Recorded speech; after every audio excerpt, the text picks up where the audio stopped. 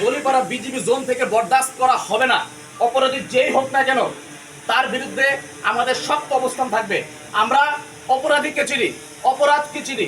এখানে কোনো পাহাড়ি হোক, বাঙালি হোক, বুড়ো বড়ুয়া হোক, যেই হোক না কেন অপরাধীর অপরাধকে আমরা কখনো ছাড় দিব না। থানচিবাসী সবাই মিলে আমাদের একটাই প্রতিজ্ঞা, কি আপনারা আছেন আমার সাথে? আমাদের একটাই প্রতিজ্ঞা থাকবে, অপরাধকে আমরা বিন্দুমাত্র ছাড় দিব না। আমি আপনাদের মাধ্যমে আমাদের গণ্যমান্য ব্যক্তিকে অনুরোধ করব, আপনারাও আমাদের পাশে থাকবেন। একই সাথে আমরা আমাদের যে উপজেলা প্রশাসনকে সাথে নিয়ে, আমাদের থানচি পুলিশকে সাথে নিয়ে আমরা সবাই মিলে এই থানচি যেভাবে শান্তিপূর্ণ একটা থানচি ছিল, পর্যটন বান্ধব থানচি ছিল, আমরা সেটাকে এই পর্যটন বান্ধব থানচি হিসেবে রাখবো। আমরা এখানে কোনো প্রকার অপরাধী এবং অপরাধকে এক ফোঁটা ছাড় দিব না। আমাদের সকলের জন্য খুবই দুঃখজনক।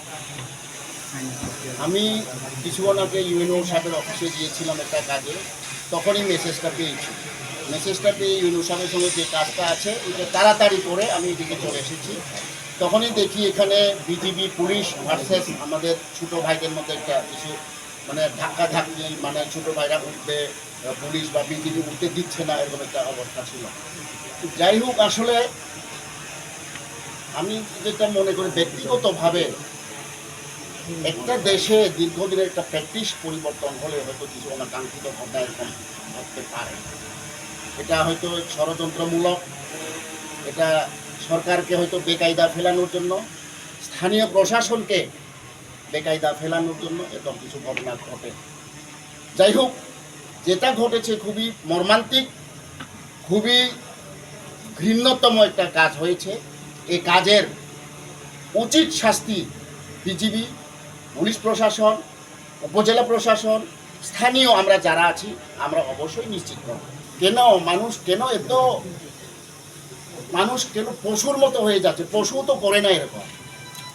তো মানুষের ভিতর মনুষ্যত্ব যে জ্ঞান, এই জ্ঞানটা কেন আমরা হারিয়ে ফেলতেছি? যাই হোক,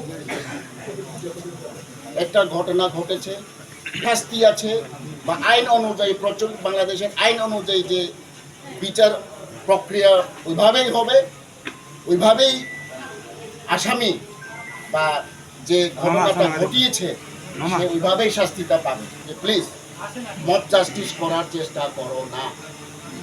একটা দুর্ঘটনা ঘটেছে, একটা অপরাধ সংঘটিত হয়েছে, সেই অপরাধটাকে বাংলাদেশের আইন অনুযায়ী স্বাভাবিক প্রক্রিয়া চলতে দেওয়াটাই আমাদের সকলের কর্তব্য এবং দায়িত্ব।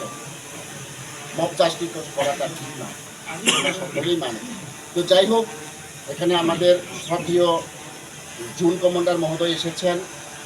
এই থানচি উপজেলার এই জোনের সর্বোচ্চ ব্যক্তিত্ব এসেছেন। উনি আমাদেরকে কথা দিয়েছেন এই ঘটনার উচিত বিচার, উচিত বাংলাদেশের আইনি প্রক্রিয়া যেটা আছে ওইভাবেই চলবে। আর একটা বিষয়, এই ঘটনাটাকে হয়তো অনেকে পাহাড়ি বাঙালি এইভাবে হয়তো নিয়ে যাওয়ার চেষ্টা চালাইতে পারে। প্লিজ এটা করবেন না।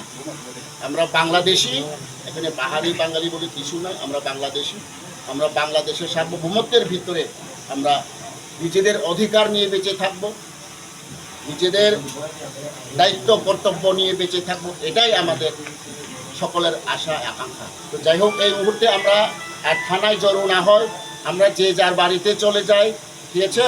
কারণ থানাকে ওর আইনের প্রক্রিয়া যা আছে সব কিছু করতে দেবার সুযোগ দিতে হবে। এই মেয়েটাকে এখন থানচি হসপিটালে পাঠাইতে হবে, টেস্ট করাইতে হবে। ওইখানে যদি না হয় বার্নন হসপিটালে পাঠাইতে হবে টেস্ট করানোর জন্য। এবং আমাদের জোন কমান্ডার মহোদয় বলেছেন আসামিকে উনি নিজেই নিয়ে যাবেন ওনার দায়িত্বে, এবং বিশেষ ট্রাইব্যুনালে যাতে ওর বিচার হয় এটা উনি নিশ্চিত করবেন। বাবার যে কষ্টটা, এই কষ্টটা আমিও ফিল করতেছি। আমারও ক্লাস 4-এ পড়া একটা মেয়ে ক্লাস 2-তে পড়ে, ওর সমান বয়স আমার মেয়ের বয়স। ওর ভিতরে যে কষ্টটা, সেই কষ্টটা আমারও আছে, আমারও একই রকম ফিলিং হচ্ছে। আমি আপনাদেরকে কথা দিচ্ছি, আমারও এই বাবার মনে যে কষ্ট পাইছে, যে আঘাত পাইছে, এই আঘাতের যথোপযুক্ত বিচার আমরা অবশ্যই করবো, সবাই মিলে করব। আপনাদের কাছে এটা আমি ওয়াদা করে যাচ্ছি, আপনাদেরকে আমি অনুরোধ করতেছি, আপনারা আমাদেরকে সাহায্য করেন, সহযোগিতা করেন, যেন এই বাবার মেয়ের উপর যে অত্যাচার করা হয়েছে সেই অত্যাচারের যথাযথ বিচার আমরা যেন শক্ত হাতে করতে পারি। আমি আপনাদেরকে অনুরোধ করবো, আপনারা আমাদের হাতকে শক্তিশালী করেন, আপনারা আমাদের হাত হয়ে যান, আপনারা শুধু আমাদের সবার সাথে থাকেন, আমাদের সবাইকে সহযোগিতা করেন। আপনি কিছু বলবেন? পানির বোতল বাজে আমার বাসা আমি এইরকম ঘটনা আমার জীবনে আমার মেয়ের মানে যেগুলো যে আমি সর্বোচ্চ শাস্তি